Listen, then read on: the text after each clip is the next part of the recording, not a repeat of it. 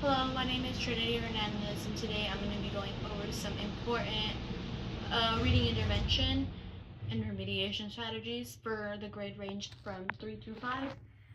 It is important to develop foundational reading skills for this certain age group, and effective interventions can significantly improve student success and, more importantly, motivate them to want to learn and actually continue and understand the material and succeed in their academic settings.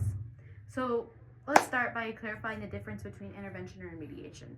Intervention is for students that are close to falling behind, but they just need a little bit more support.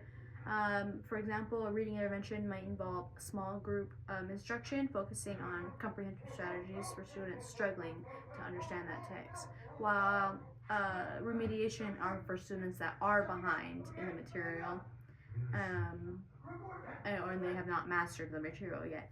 So an example of remediation would be targeted phonetic instructions for a student who is just struggling with decoding words. Okay, next let's identify the two reading assessments that can be administered to students in our grade band. For example, DIBELS, it's named Dynamic Indicators of Basic Early Literacy Skills. This assessment produces data on literacy skills such as phonetic awareness, fluency and comprehension. This is the information that determines specific areas where a student needs remediation, additional support in the phonetic awareness based on their performance. The educator, the teacher, can determine if reading interventions are able to aid the student. The test should be given out monthly or routinely to the student to determine if the strategy is working or if it's improving and the student is progressing in the material, starting from the baseline, continuing on from the first time they took the test. And then the teacher is able to adjust with the material. Number 2 is the Fountas and Pinal Benchmark Assessment System. This assessment evaluates a student's reading level through text comprehension and fluency. These results help educators identify the appropriate text levels for guided reading groups, ensuring students are able to read at their instructional level. This allows educators to tailor their work to the individual's reading level of the student. The teacher is able to create a plan based off these assessment systems that progressively challenge the student at their current understanding. Now let's discuss two remediation resources. For example, Reading Rockets, it's an online resource that offers strategies and resources for reading instruction.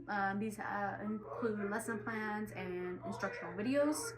Next is Wilson's Reading System, a structured literacy program that is designed specifically for students with reading difficulties, using systematic phonetic instruction. Now let's identify two reading remediation strategies. The first one being small group instruction.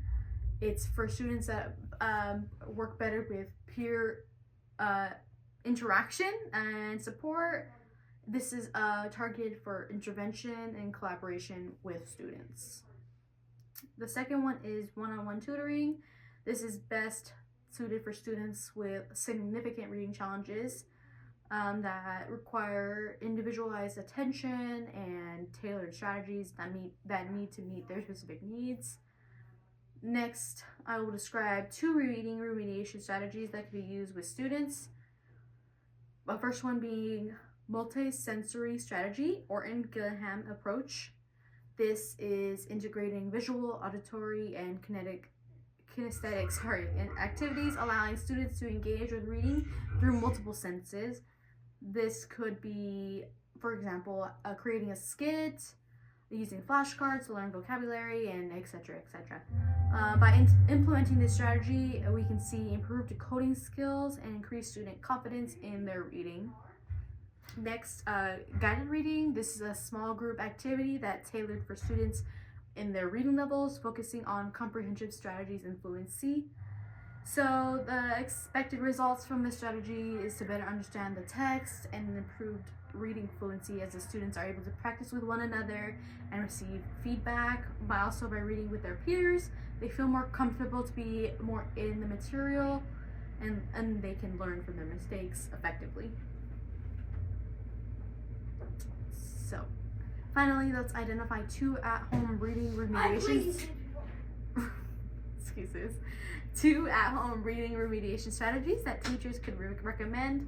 The first one would be daily reading practice. This is where parents can set some time aside and read with their child, have their child read aloud to them, and this encourages fluency and builds confidence in the students, so they're able to read more confidently with their parent.